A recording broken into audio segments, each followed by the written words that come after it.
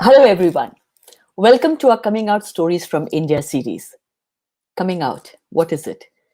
Coming out is a term used primarily in the LGBT community when a queer person shares about their sexual orientation, usually with friends and family. Nicola and I decided to launch these Coming Out Stories from India to ensure we all work together in changing the narrative.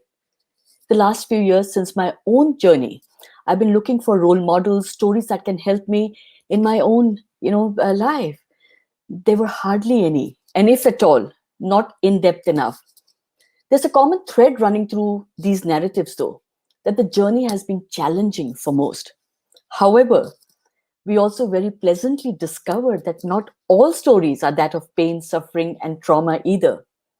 Our coming out stories from India started taking shape as we started discovering that that we do need role models to bring to our audience real people, real stories, lived experiences, keeping in mind the unique complexities of India. Hopefully, these coming out stories will help pave the way for those who are in any phase of their coming out journey. I'm Raga Olga D'silva, or Totally Out Now, as you know me. Today's guest is someone I have huge admiration for. I sneak in quietly during his Insta lives, and I learn so much each time. He writes on the relevance of mythology in modern times. Trained in medicine, he worked for 15 years in the health and pharma industries before he plunged full time into his passion. Author of 50 books and over 1,000 columns, several with bestsellers, he is known for his TED Talks, his TV shows, especially Devdutt, and his innovative views on culture, leadership, and Indian approach to management. I'm personally very eager to read his latest book on marriage, about 100 stories from India's, as he says, favorite ritual. Please join me in welcoming Devdutt Pattanaik. Hi. Namaskar, Devdutt. You are in Mumbai, and welcome to our Coming Out Stories show. Thank you for inviting me. Thank you for joining us. Now, Devdutt, I'm very intrigued because every time I get onto Insta Live, hear you speak so much in Hindi. And I don't know whether I'm more fascinated with your Hindi or with the stories. I love it. So where did you grow up? So I grew up in Mumbai. My parents migrated a few years before I was born from Odisha, which is in the eastern part of India. And then they migrated via Chennai, which is in the south, to Mumbai. And then I was born in Mumbai. And, so Mumbai is home for me. So I speak, Marathi, which is the local language. I speak Odia, which is my mother's language, my father's language, and of course English, because that's the language of communication. And Hindi, which is the national language. I love your Hindi, I must say that. I've heard you also speak in Marathi at some point. I'm just trying to remember. I don't know where, but maybe on the literature festival. So I just want to set the background in terms of how was it growing up in Mumbai, within your family, within your extended family, within the communities that we all have in India. So I grew up in a suburb called Chembur. So it's a suburb in Mumbai. So it's not South Bombay. It's not, which is known when you travel usually to Bombay. It's and it's the eastern suburbs, which is not the cool western suburbs where Bandra and Warsaw is there, which is where the film industry is. Very quiet neighborhood, very middle class, very conservative. But the best thing is the building where I lived in. It's called Azad Building. We had neighbors from all over India, which I realized later that I had people from South India, North India, East India. So I grew up listening to many languages and different religions. And, we had Muslim friends, Parsi friends, Christian friends. I went to a Catholic school. And our school, I learned Ramayana. I always keep telling, I learned Ramayana in a Catholic school. My teachers like Lobo and Rodriguez, we would do these little plays, we would do nativity plays and we would do Ramayana plays. And nobody at that time, now the world is very different. I think it was a much innocent time 40 years ago. So I grew up in this very middle class, conservative. By conservative, I mean Saturday holiday. What do you do on weekends? You go to the temple. There is a nearby temple. That's the walk you take. Then you go out and eat bhel puri and some snacks out there. So that was your routine. You didn't think of it as a religious activity. You just went with all your sisters and friends, and that's it. So how No large point. was so how large was your family growing up? You have sisters, you have brothers as well? Yes. No, I have two sisters. I'm much younger than them. So they are about 8 and 9 years older than me. I was born much late. And my mother always very openly would say that I wanted a son, which later would make me cringe. But she treated all of us equally. It's not that my sisters were treated differently, but she said, I prefer a son. She was very clear about her. Yet my father didn't, think in any way. He was too busy working. He was the typical father, work, and my mother managed the household. So we grew up in a very happy. I never saw my parents quarrel. Later in life, I learned like my father would give all the money to my mother, so my mother had all financial control. She took all the decisions. So we were it was a very matriarchal in the sense my mother did everything. My father traveled a lot, and that's the household. And my sisters sort of they went to the Catholic school, the girls' school. I went to the boys' school. So they went to St. Anthony's. I went to Our Lady of Perpetual Succor High School, which, we all would have heard all the jokes around the name and have to spell it out to people every time. It's SUCCOUR, So we grew up that way. And I still am in touch with the school. I try to help out wherever I can. So that was the Bombay we lived in. It's very simple life. Saturdays, Friday nights when my father would be there, we would drive to see a movie and have dinner together. That was the big thing to do. Watch a movie with the family, eat great dinners at Flora restaurant, especially Chinese food. So these are iconic restaurants in Bombay, going to Excelsior and the suburbs had not developed as much. Mall culture had not come. Internet wasn't there. So that was the world I grew up in. So what a beautiful world you grew up in, because most of the people we have on the show talk about a lot of stress around childhood, but you're talking about going to a Catholic school, which I went to as well, a convent as they call in India. And then you talked about having, your weekends would be spent going to temple. So basically, obviously, you grew up in a matriarchal family structure, which is beautiful. Did it put any stress on you as a child too? Because you were, in India, we talk about male child all the time. The boys have so much of pressure. Did you feel any pressure at all? My stress was only my studies, because typical middle class family, studies are the most important thing. Highly competitive ecosystem, and I also was amongst the top rankers. So your whole thing revolved around on Parents' Day, will you get the prize? And so my stress was education. There was no other stress at that time. At least I don't remember any stress in childhood other than the stress of education and getting the top rank and the 10th standard, the tensions, and So brilliant. So as you're growing up and you're in school, just take us back to that time and when we all have our first crush, right? Either on teachers or with our fellow classmates. So did you start experiencing that? See, I have I don't think my sexual awakening took place in school at all. But I mean, now in hindsight, I realize that I was a boys' school. So you only saw boys around you. I wasn't amongst the boys who would peep into the girls' school. And I would keep wondering why people wanted to do that. Because good boys don't talk to girls. That's the thing. So I thought I was a good boy. I never realized this came to me only in college. I was a late bloomer, one can say. Even though puberty happens and all that, I don't think that was the dominant force in school days. I mean, I have a vague memory of having a very close friend, but very vague memory of, feeling him. But that's it. Very, very, very light memories of sexuality in school. I remember being teased for having a feminine way of talking. But that's also because in elocution competition, when you have teachers, you're trained to talk in a particular way which looks feminine. When you grow up, now you realize, oh my God, that's not the way you talk it. But I think you were mimicking your teachers. So I do remember being made fun of as feminine, pansy. The word pansy was not there, but it was not traumatic. I mean, I thought they were just jealous because I stood first in class. So. They were jealous. But so tell me, when you were in college and you started discovering, and I don't know whether that's the word to use, but we discover ourselves, our own sexuality, or the crushes. So did you start thinking? Because I'm sure during that time, as at least in my time, there was no reference material at all. We didn't even know the word gay, or homo was the only word used.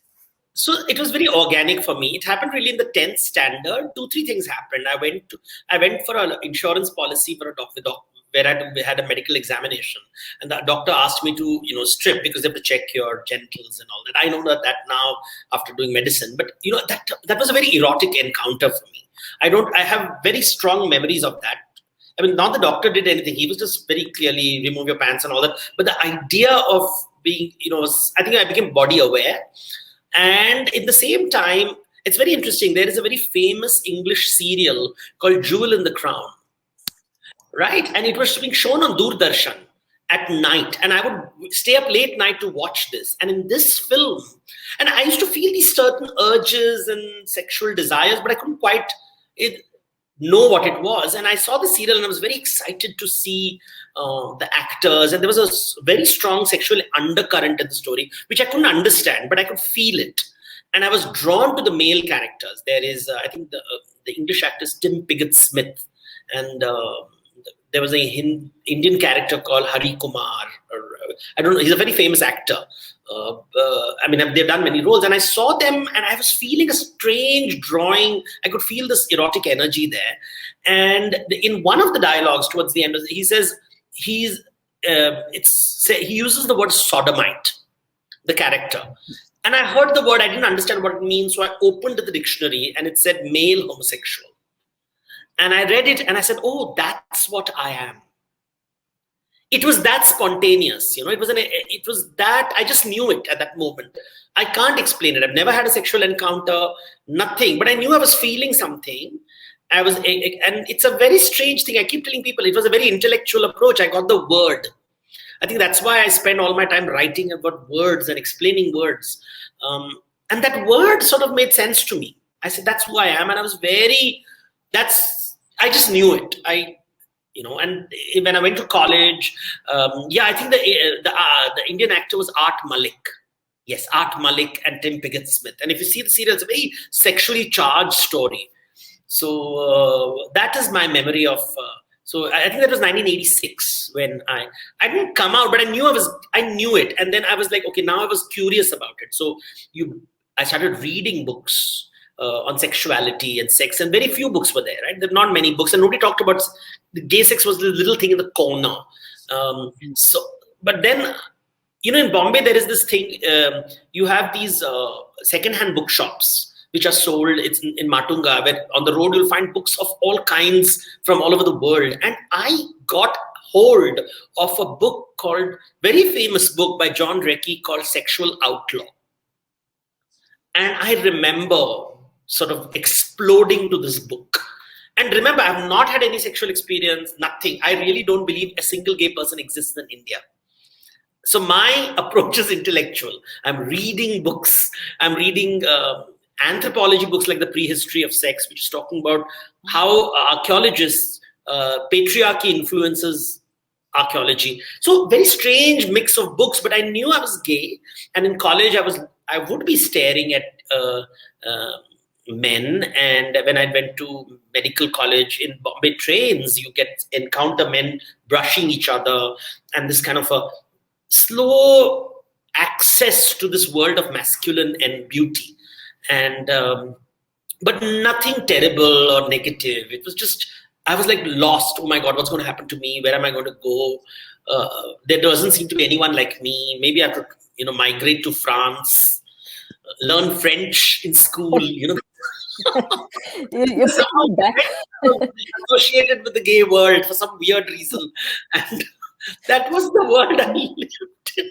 This is so interesting because you somehow, at least you have had access to books. You went to your roadside bookstores and started finding books. A lot of people I speak with, or I had no access. Or if you picked up a book, you dare not take it home because somehow your parents had this. There's no secrets in our house, right? In our homes in India, smaller homes, and so I don't know, how did you manage to get books on sexuality, and how did your family react to it if they saw it?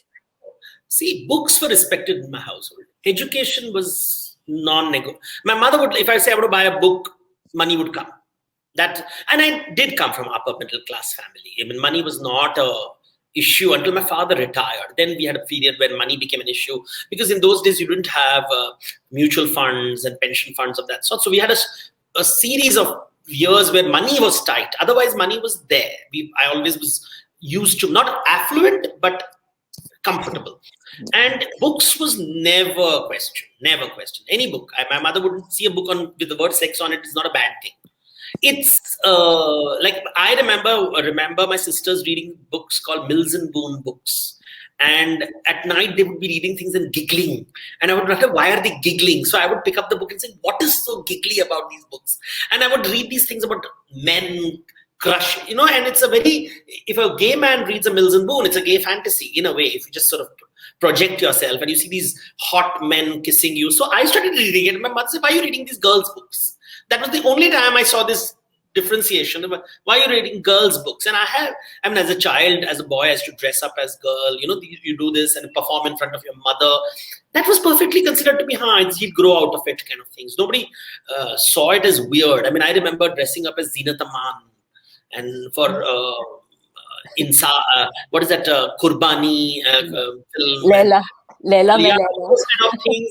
I vague memory, not which film. So all films I don't remember, but I remember dressing up in some Zinat Aman kind of goggles and Amitabh Bachchan and Jackie Shroff came in one of those magazines in a looked nude photograph, which was very bold in those days. And so I grew up with those things. But yeah, you knew that sex is something you don't talk about.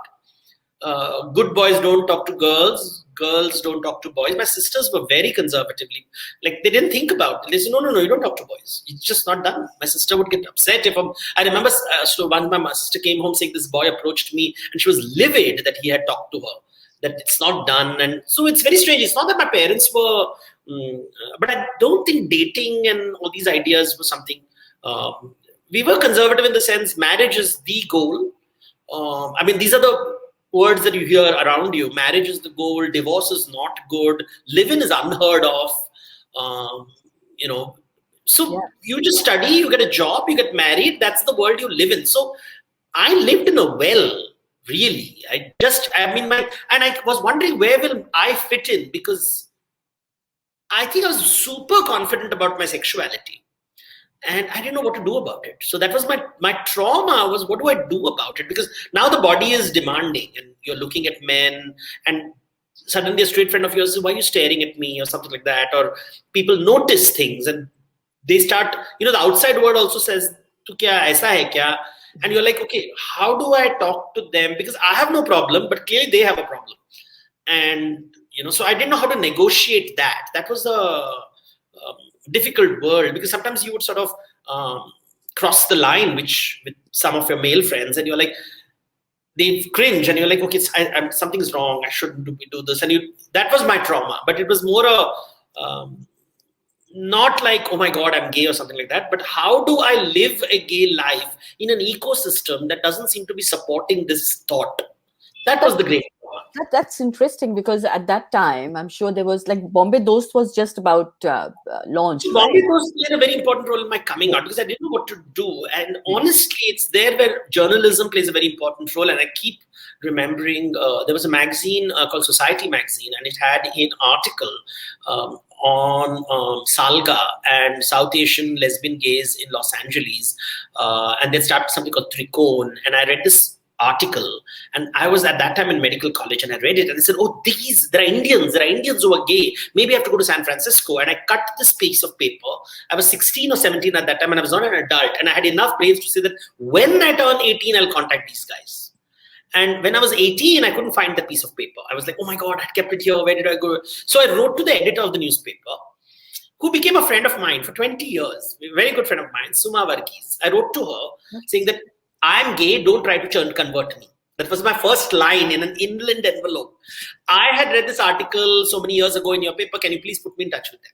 I wrote this mail very confidently and posted it to them. And very kindly, she sent me back a copy of Bombay Dost that had just been published, and that was 1990.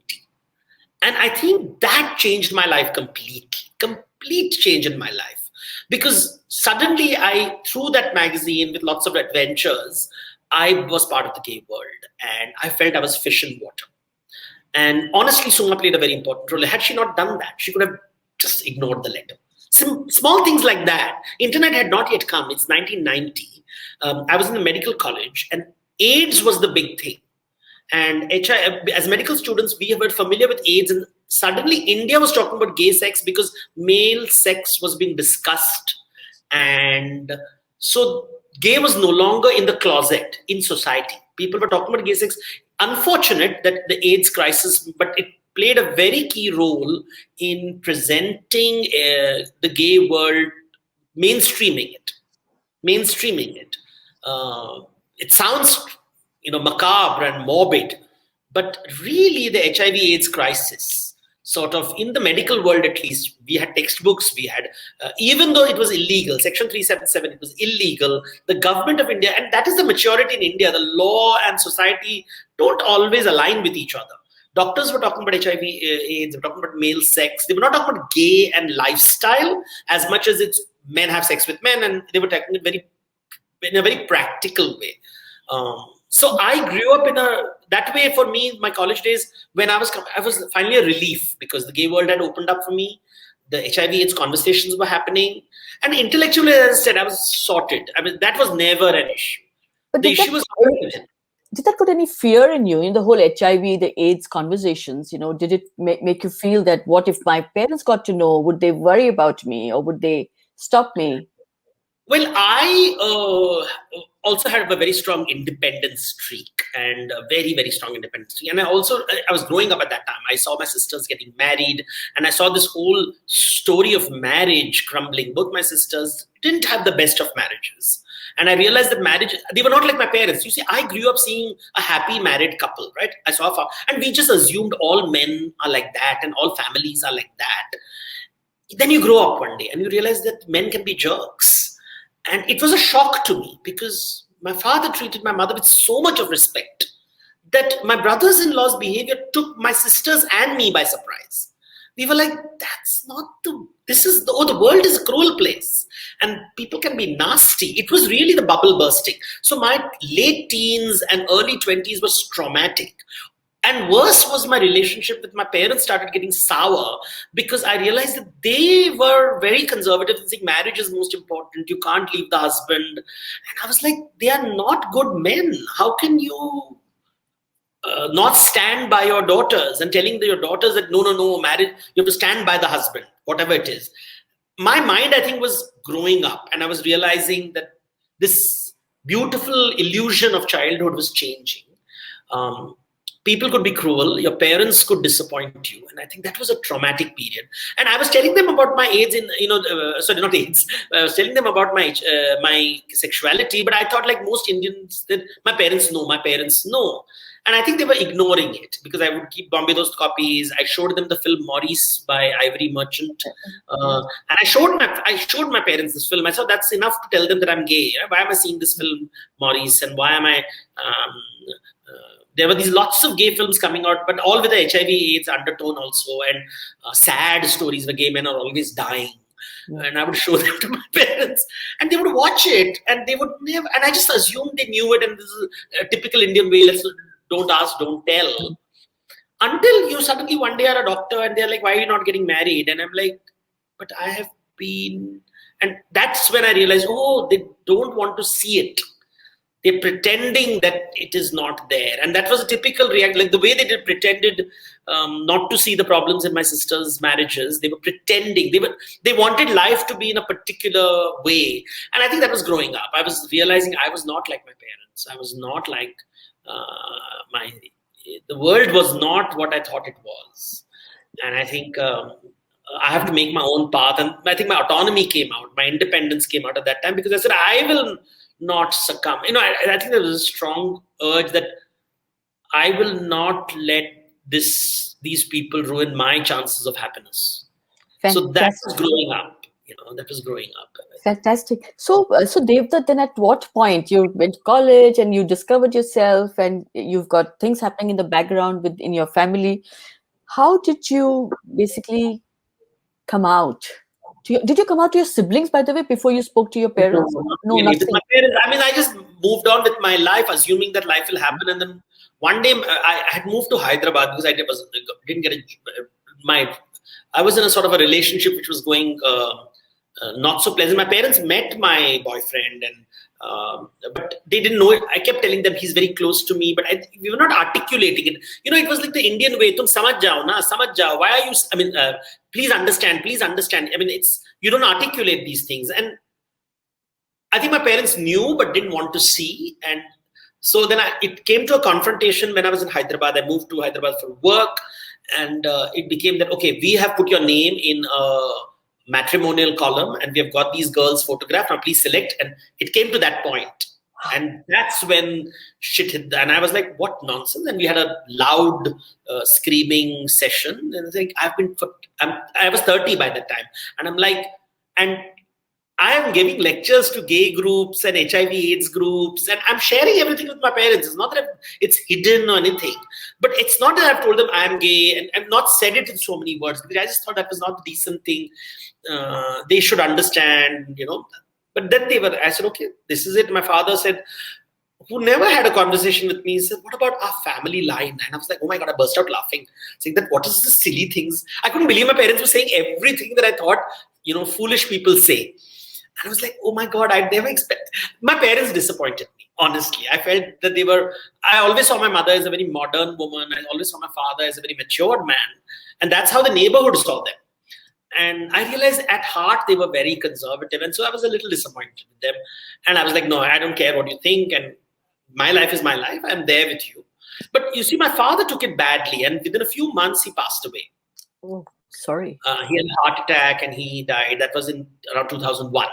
And of course, the drama happened, Indian family dramas. You killed your father. And I said, no, I didn't. He had a heart condition. Let's not be dramatic about it. Because I don't take all this emotional blackmail. I think that's unfortunately my quality. I don't take these things. So you can't play those games with me because I'll outplay you. So I told my mother was like into this major depression and she tried to do all that.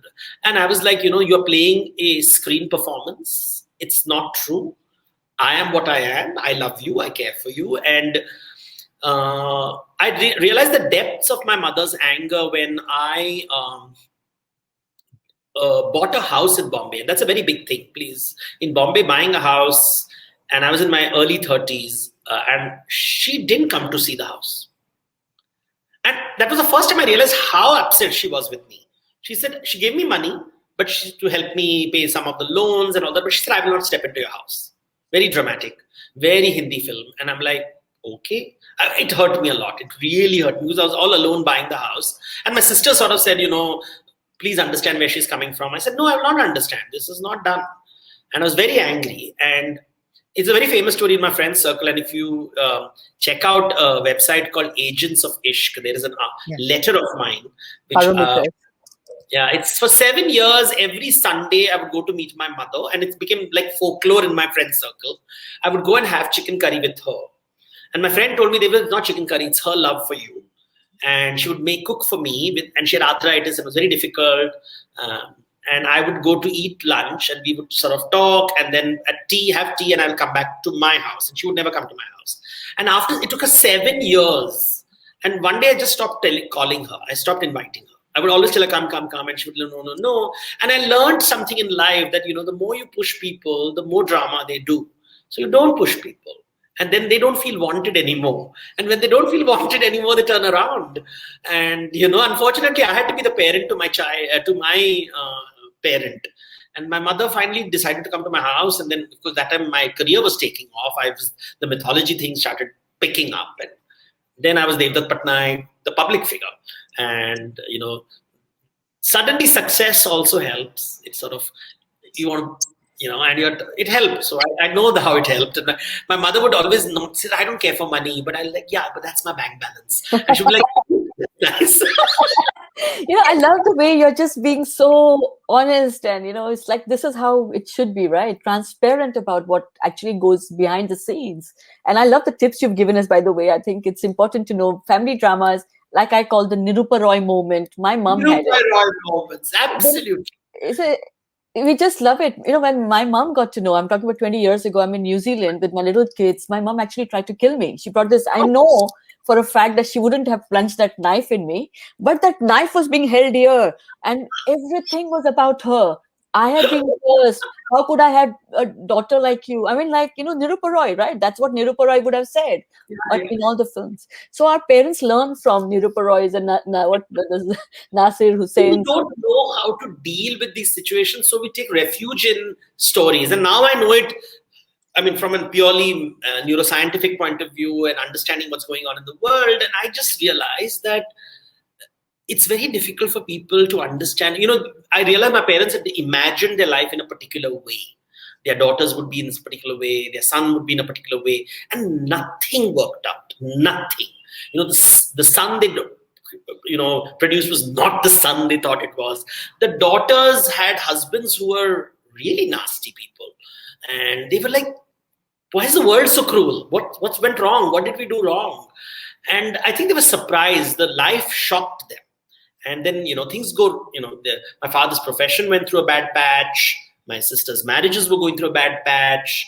Then my sexuality emerged at that time. My career was going nowhere. So then we all went to astrologers at that time, like good Indian people. Ki Shani hai and Mangal and all the planets are in the wrong places. And but it helps. I think it's therapy. When you go to the astrologer, it's really an Indian form of therapy.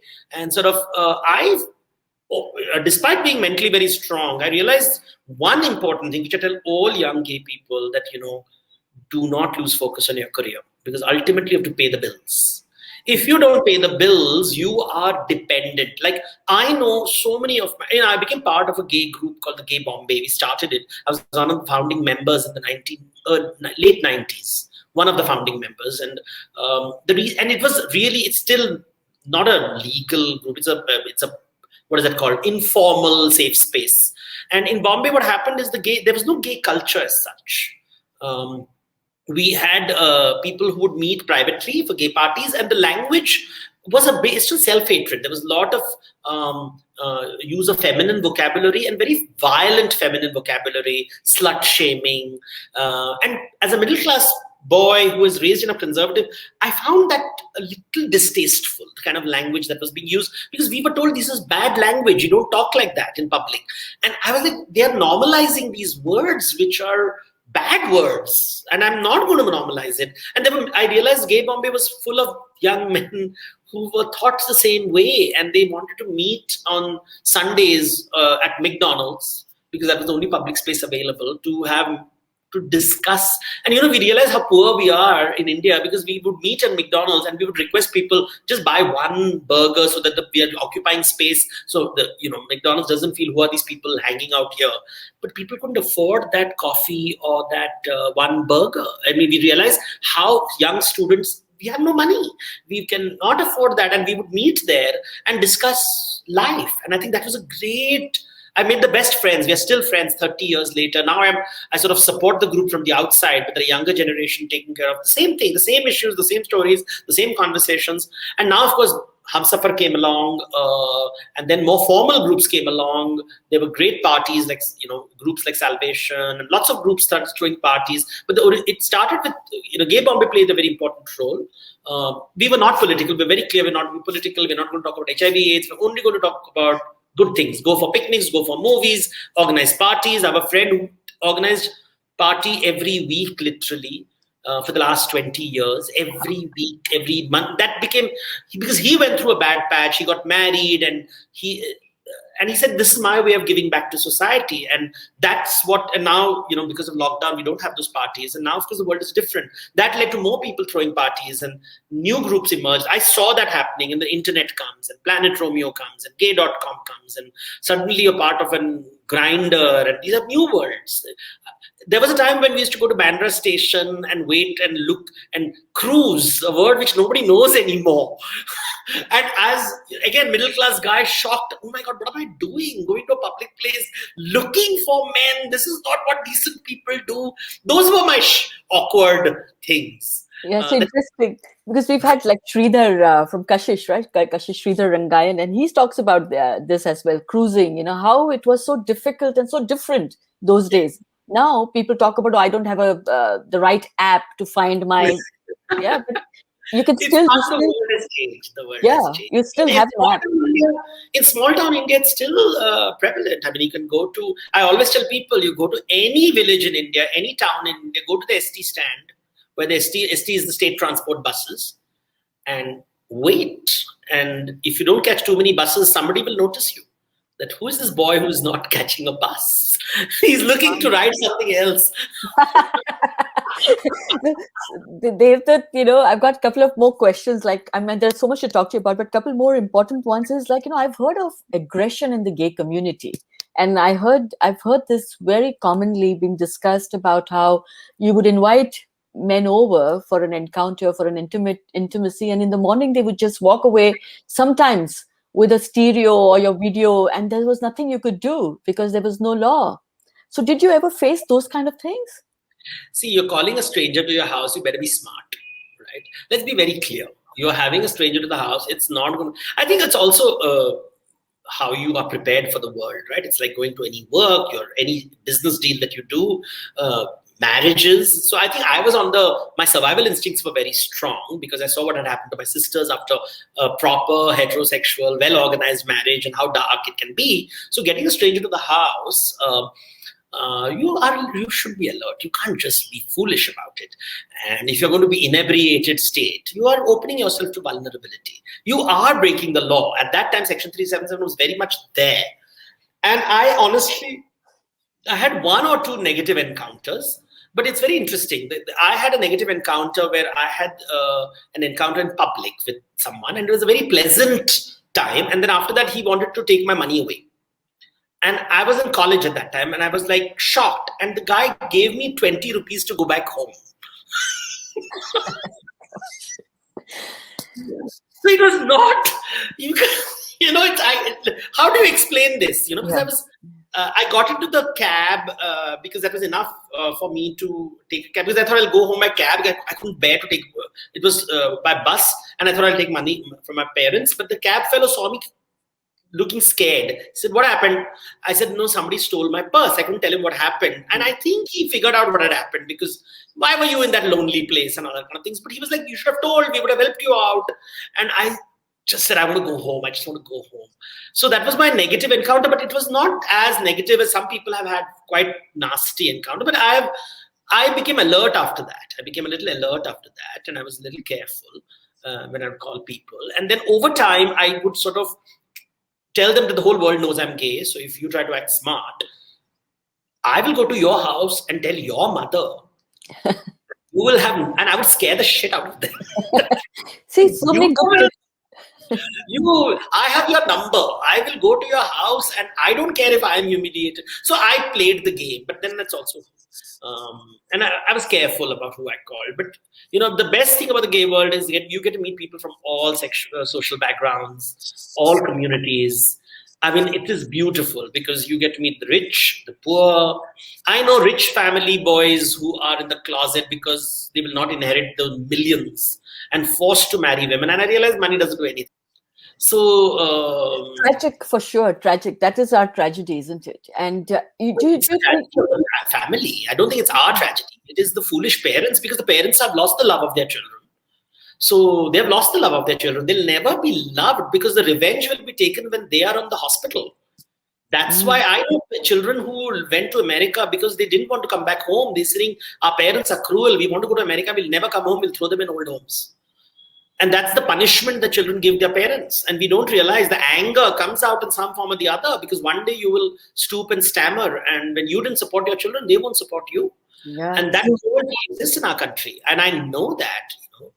I know children who are deliberately cruel to their parents, saying that they destroyed my life. They got me married. They ruined my children's lives. I hate my children because I'm not what they want me to be. Transgenders, it's horrifying what they go through. And money in the world doesn't help them. I agree. So Devdutt, then is it easy enough to have relationships in the gay community? I'm talking about the gay community. And do you feel that you have had long-term relationships? Because that's another misconception, right? In the within the parents, kya hoga tumhara? What will happen to you? Where will you find a partner? I've been with mine for 15 years, and it's a long term. We brought up our children together, right? I always tell people of this lovely man who married this lovely woman in his 20s. They lived happily. At the age of 60, the man died, and the woman died at the age of 90. And I'm like, for 30 years, this widow was all alone. Please tell me, how is it different from a gay man living alone or a gay woman living alone? One of us in a relationship is going to be alone. Someone is going to die before the other. It's life. That's the way it happens, whether it's heterosexual or homosexual. In a couple, you won't die simultaneously. You're not going to commit sati and burn yourself alive. You're going to be alive. One will die and the other will be alive. And they'll be alive for a long time. And in a society like India, where remarriage is frowned upon, you will be alone. One of you will be alone. So don't give me this, that how will you live your life alone? I tell my mother and father, I would tell, one of you all is going to die. And I remember when my father died, my mother one day looked at me. She said, my father's dead for 14 years. How did I live? And I said, that's what life is all about. Right? That's what life is about. We will meet people, we'll share lives, sometimes happily, sometimes unhappily, some for many years, some for short years. I've had one short relationship. Right now I'm in a happy relationship. We don't know how long these things last. Even Buddha said nothing lasts forever. Look at Buddha's wife. She thought it was from marrying a lovely man, and one day she woke up and he had left her, to become the Buddha. Has anybody thought about what Yashodhara went through? What does it mean? Was she allowed to remarry?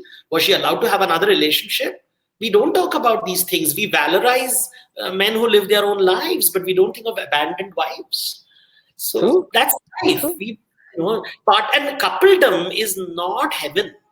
It's a aspect of life. Good to have it. And if it's a good relationship, it's fabulously nourishing. If it's not abusive, being in an abusive relationship is worse. I'd rather be single. I'd rather be single than be in an abusive relationship.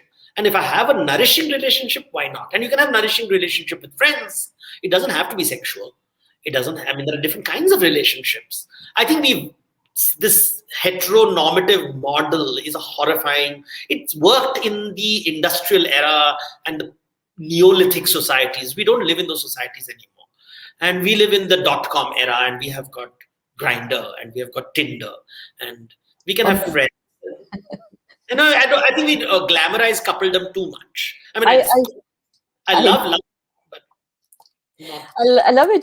Then the last point is on you coming out. You came out publicly after 377, right? That's when you told the world. At least that's when I got to know about that Devdutt Pattanaik, this Devdutt Pattanaik. So all my friends knew about it, my family knew about it. In my personal relationships, my corporate world knew about it, because when I was working in the corporate work, with the HR department, I would always walk up to the HR and say that I'm gay, is that okay? So I was very open in that sense of the term. I was open where it mattered. So, my bosses would know about it, and my HR department would know about it, because in case there is some kind of an issue, I would tell them very clearly that I'm a gay person. Is that okay? You never know these things. And luckily, I had very matured HR leaders and CEOs and CEOs, and from very conservative families. I worked with all kinds of Marwadi families, Gujarati families. Privately, they were all, I've met Hindutva people. I had only one encounter, and that also from a social worker who claimed she was helping society.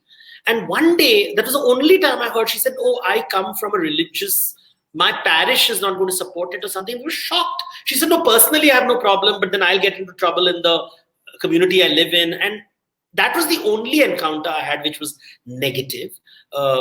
One religious family, but otherwise, no. Excellent. And so you've written a book on marriage, your latest book, right? 100 Stories. So does it also have references to same gender? So what happened is, before Section 377, when all these cases were happening, I got very upset when the Delhi High Court judgment was overturned. It was my birthday on the day in which it overturned. And it was the one time in my life I think I really burst into tears. It was just so horrifying that something which seemed just seamless was blocked by an idiot.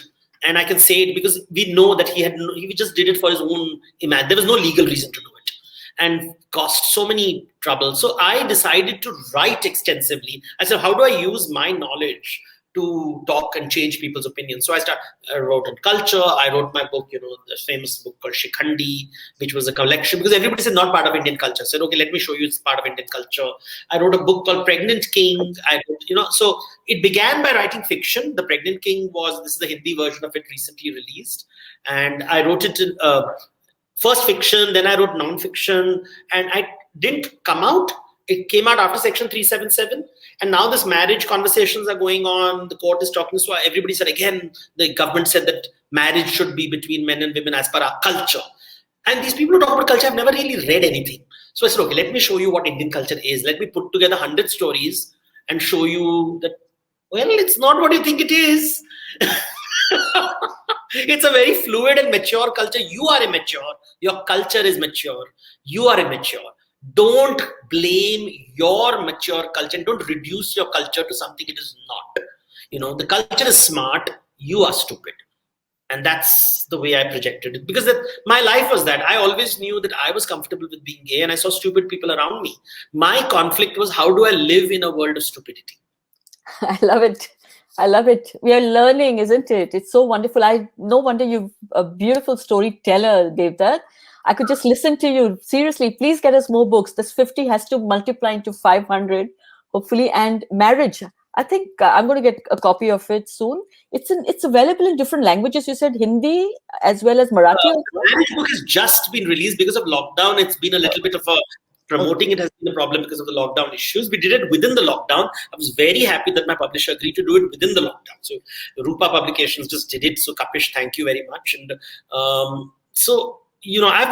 this supportive ecosystem that we live in is something that, how do you tell the world that we look at laws, and I think lawyers and judges are given too much importance. And these priests and these people in power. The common man is very simple. He needs to understand. He'll, of course, be scared. And you have to explain it to them with love and affection. And you find all kinds. I have seen parents who have been affectionate and loving to parents who have been nasty. And it doesn't matter what your ecosystem is, what your religious background is, what your economics is. As I said, from richest to poorest, you find all kinds everywhere. There is no statement. You can't be sure of anything. But humans are capable of kindness and love. Yes, I agree. And Devdutt, is there a final message for our young audience? I'd love to have this new generation hear you say something. I think be patient with your parents because they are children too. And it's your job to educate and raise them. Beautiful. How beautiful. Devdutt, I could listen to you forever, like I said, and I would love to invite you back on another show because just as you're speaking, I'm thinking there's so much to talk about, in fact, about your books as well, if that's ever possible. A session on that. This is wonderful. And thank you so much for sharing so openly. And I can't thank you enough. I'm just absorbing it all. And I'm thinking, I'm glad to have someone like you who represents the real lived experiences of a person who has basically said, I'm going to use the word F it. That is what it is. Seriously, I didn't use the word, did I? So F it. No, really, because that's what it is. We have to first accept this and then we can change the narrative, right? And I keep saying that you change the narrative one story at a time. And these are the stories that will change the narrative. We have to keep this as a legacy for a future generation, Devdutt, and thank you. And Herbal Theory is one of our partners. They're a gifting partner. I hope you like beautiful scented candles, yes. the organic. So they will send you a hamper. Nicola, thank you. And Anand, thank you. And Nicola has been doing all the back-end work. She's still recovering from her health issues. And thank you so much. And audience, thank you very much. Any thoughts, feedback, please write to us at theviewsroom@gmail.com and we will respond to you. I'm totally out now. I'm on Facebook, Twitter, and Instagram, YouTube channel for all these coming out stories. Please subscribe to Raga Olga D'silva. Remember, closets are for clothes, not to hide your truth. Signing out at Totally Out Now. You're watching Coming Out Stories from India, presented by The Views Room. Thank you.